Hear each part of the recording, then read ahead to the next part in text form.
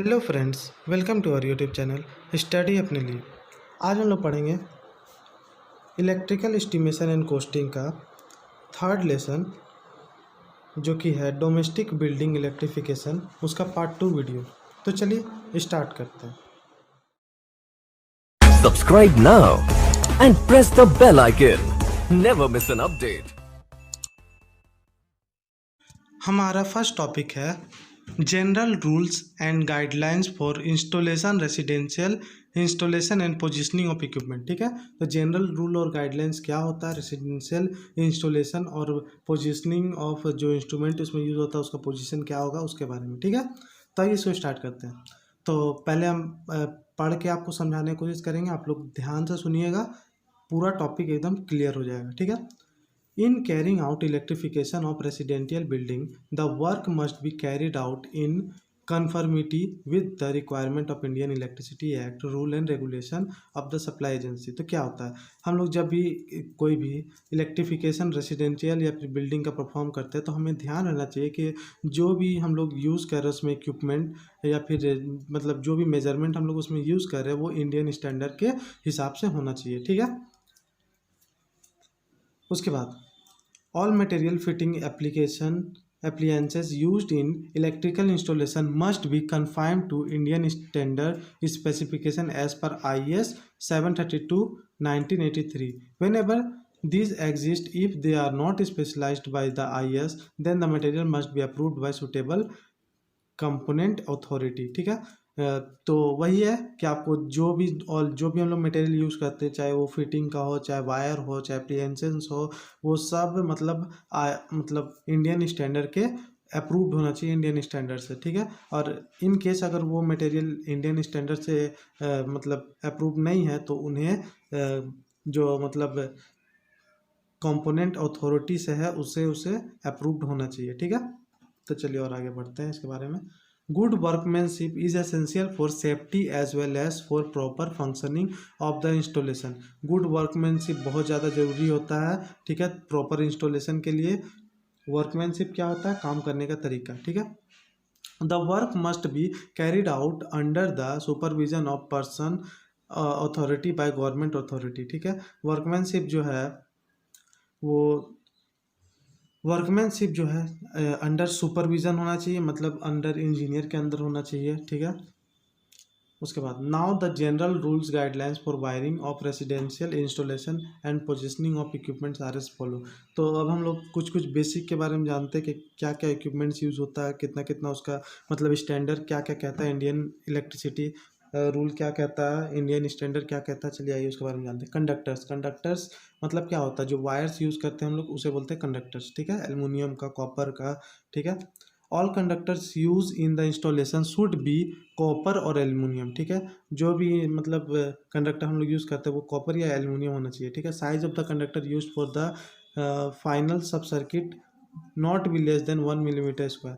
तो जो final sub circuit के लिए है, कंडक्टर का जो साइज कभी भी 1 मिलीमीटर स्क्वायर से छोटा नहीं होना चाहिए। ठीक है, for the copper 1.5 millimetre square, और कॉपर जब अगर कॉपर का यूज़ कर रहे हैं तो फाइनल सब सर्किट में मिनिमम 1.5 मिलीमीटर स्क्वायर होना चाहिए। ठीक है, फॉर एल्यूमिनियम। ठीक है, in case of power wiring it should not be less then 1.5 millimetre and 2.5 millimetre respectively. ठीक है, अगर पावर सब सर्किट के लिए हम लोग वायरिंग कर रहे हैं तो कॉपर वाला जो वायर है उसका मिनिमम 1.5 मिलीमीटर स्क्वायर होना चाहिए, और एल्युमिनियम का जो वायर है उसका मिनिमम 2.5 मिलीमीटर स्क्वायर होना चाहिए। ठीक है, उसके बाद नेक्स्ट टॉपिक है layout of wiring.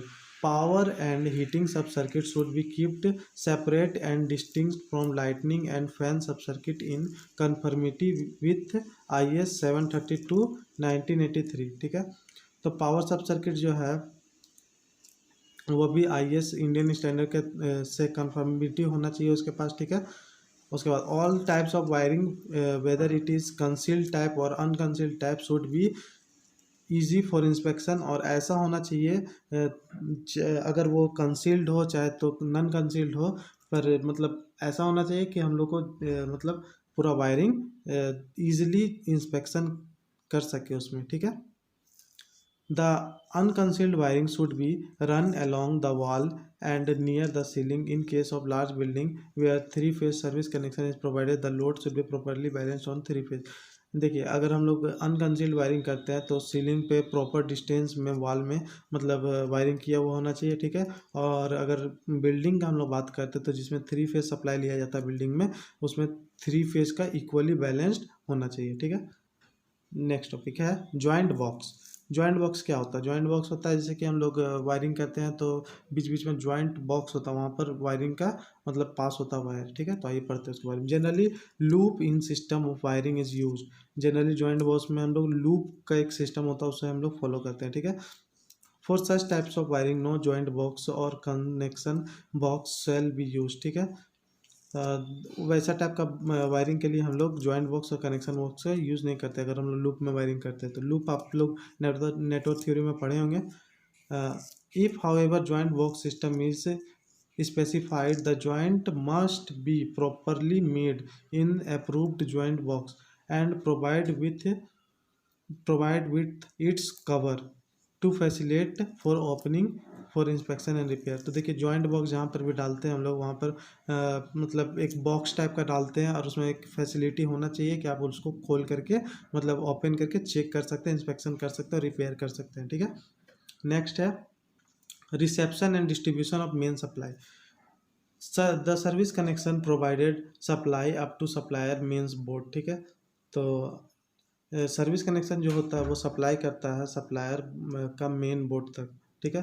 It is received by the consumer on his main board. For receiving this supply he has to provide a circuit breaker और a linked switch on live conductor of supply mains, ठीक है।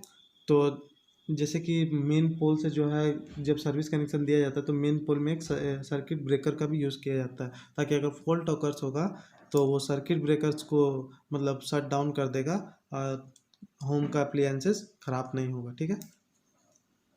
It is wiring of the installation there should no break in the neutral wire in the form of a switch और fuse unit. तो neutral wire में हम लोग कोई भी fuse और मतलब ये आपका स्विच नहीं लगाते, कोई भी ब्रेक नहीं देते हैं, ठीक है। जब भी देते हैं तो हम लोग फेज वायर में ही देते हैं। Main switch should be either metal clad enclose pattern और if insulated enclose pattern type and they should be fixed at closed proximity to the supplier main board, ठीक है। जो मेन स्विच बोर्ड है वो हमेशा मेटल क्लैड का बना हुआ रहना चाहिए, इनक्लोज पैटर्न में रहना चाहिए, ठीक है। इंसुलेटेड होना चाहिए ताकि उसमें मतलब फायर मतलब मेटल क्लैड लगाने का यही उसमें फ़ायदा होता है कि फायर रेजिस्टेंस होता है, ठीक है। उसके बाद नेक्स्ट टॉपिक हम लोग का metal clad switch gear. Metal clad switch gear should be performable be mounted on any one of the following types of board, ठीक है। तो मेटल क्लैड स्विच गियर क्या होता है उसके बारे में हम लोग जानते हैं। मेटल क्लैड स्विच गियर मतलब ये तीनों बोर्ड के बारे में दिया हुआ है, ठीक है। Hinge type metal board, these consist of a box made of sheet metal not less than 2 mm thick. They are provided with hinge cover which can be swings open for examination and repairing of wire. तो hinge type से metal board में क्या होता है कि 2 mm का thick होता है और ये जो होता है वो दीवार में टंगा हुआ रहता है, ठीक है। उसको हम लोग खोल के चेक भी कर सकते हैं, उसका रिपेयर भी कर सकते हैं। Fixed type metal board if consist of angle और channel iron frame fixed either on the wall और on the floor. If fixed on the floor it is supported on wall at the top of necessary. There should be a clear distance of 1 meter in front of switch board, ठीक है। तो fixed type metal board में क्या होता है, ये wall में हमेशा फिक्स रहता है, एक चैनल टाइप का बना हुआ रहता है, वॉल में फिक्स रहता है, ठीक है। और इसमें भी मतलब उसमें डिस्टेंस 1 मीटर का हमेशा मतलब मेंटेन रखना चाहिए, ठीक है। उसके बाद teak wood board for small installation connection to a single phase 230 volt supply. Teak wood board में भी यूज्ड एज मेन बोर्ड और सब बोर्ड, ठीक है। टीक वुड बोर्ड हम लोग छोटे मोटे इंस्टॉलेशन में यूज़ करते हैं जहाँ पर 230 वोल्ट का सप्लाई चाहिए होता है, ठीक है। तो वहाँ पर हम लोग इसे यूज़ कर लेते हैं। वह नेक्स्ट टॉपिक हमारा sub distribution board. Sub distribution board should as possible be located near the load centre of the area which they supply and the final sub circuit should be as short as possible. ठीक है, तो सब distribution board जो है जहाँ से supply किया जाता है वहाँ पर लगा हुआ रहता है। ठीक है, फाइनल सब सर्किट, तो from the sub circuit distribution board the supply is taken from the various load point, और सब सर्किट से फाइनल सब सर्किट में आता है। ठीक है, location of main board and distribution board. Location of main board और डिस्ट्रीब्यूशन बोर्ड का क्या रहता है उसको हम लोग देखते हैं। The main board consists of energy meter and is the point of energy entry of supply to the consumer। Main board जो है वो मतलब लगा हुआ रहता है एनर्जी मीटर के सामने, और वो एंट्री पॉइंट होता है करंट का टू द कंज्यूमर। ठीक है, from this the supply is given to main switch of the consumer, hence the main switch should be near the entrance of the building। तो इसलिए जो मेन बोर्ड और main switch जो रहता है वो एंट्रेंस ऑफ द बिल्डिंग में लगा हुआ रहता है, मतलब जहाँ से हम लोग इंटर करते हैं वहीं पर लगा हुआ रहता है। ठीक है, the distribution board from where supply is taken to the different sub circuit should be located adjacent to the main switch board। The main switch board should never be installed in kitchen, toilet or twin 2.5 meter of wash basin। In situations such exposed to weather, then the main switch board should be protected against rain by enclosed in waterproof enclosure।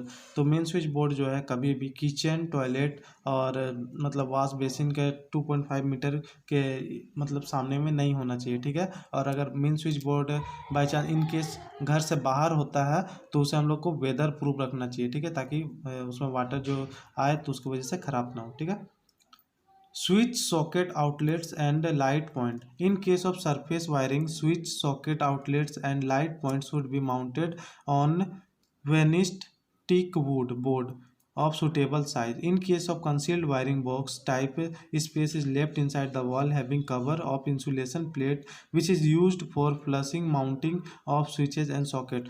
At least 15 cm of wire should be left in each board for jointing। No outlet should be installed with 23 cm of floor level। ठीक है, switch socket outlets point जो हम लोग है देते हैं अपने घर में, जैसे कि अगर नॉन कंसील्ड होता है तो उसमें हम लोग टीक वुड के मदद से देते हैं, और अगर कंसील्ड वायरिंग होता है तो हम लोग वहाँ पर जगह छोड़ देते हैं मतलब वॉल में ही, और उस इंसुलेटेड रहता है और उसी में हम लोग करते हैं। ठीक है, fans, no ceiling fan should be installed at a height less than 2.75 metre from the floor level. तो सीलिंग फैन जो है कभी भी 2.75 मीटर से नीचे में नहीं लगा हुआ रहना चाहिए। ठीक है, the suspension hook of ceiling fan should be fixed in the roof during construction. तो सस्पेंशन जो उसका हुक होता है उसे ड्यूरिंग कंस्ट्रक्शन के टाइम में ही फिक्स कर दिया जाता है, मतलब फिक्स कर लेना चाहिए फैंस के लिए। ठीक है, fan rods should be one piece fan rod मतलब 1 पीस फैन रॉड लगा हुआ रहना चाहिए। ठीक है, all ceiling fan should be provided with electric connection from ceiling rose of from specified connector box. ठीक है, fuse and switches. Fuse and switches must be inserted in the live conductor and never in neutral conductor. Fuse और switches जो है हमेशा insert किया जाता है live conductor में, कभी भी न्यूट्रल कंडक्टर में नहीं किया जाता है। ठीक है, 11 point. Earthing of installation. The supply authority provides on the consumer premises a suitable earthed terminal। Earthing में हम लोग हमेशा मतलब कंज्यूमर जो है अपना सूटेबल मतलब जो उसको सुविधा होता है उस हिसाब से आर्थिक टर्मिनल देता है। In case of medium, high और extra high voltage installation, however the consumer is expected to provide in additional to supplier earth terminal। ठीक है, तो अपने हिसाब से जैसे मीडियम, हाई, एक्स्ट्रा हाई के हिसाब से अपने हिसाब से वो अपना अर्थिंग देता है। ठीक है, with independent electrode as per IE rule। The consumer earth wire should be connected to the supplier authority earth terminal firmly। ठीक है, main switch। To isolate the supply of electric connection to a main switch is used the smallest switch for domestic supply related to 15 ampere for lightning fan or other small load, larger stand rotating for larger load are 15, 30, 60, 100, 200 ampere. The main switch are further divided into 2 pole, 3 pole for residential purpose. तो main switch जो होता है वो isolate होता है, ठीक है, ताकि उसमें मतलब कुछ भी मतलब शॉर्ट सर्किट के वजह से उसमें मतलब ये आपका फायर ना लग सके, ठीक है। और अलग अलग तरह का मेन स्विच यूज़ किया जाता है, ठीक है। लाइटनिंग फैन के लिए अलग अलग तरह का यूज़ किया जाता है, ठीक है। तो आज के लिए इतना ही। अगर आपको ये वीडियो पसंद आया होगा तो इसे लाइक करें, सब्सक्राइब करें और शेयर करें।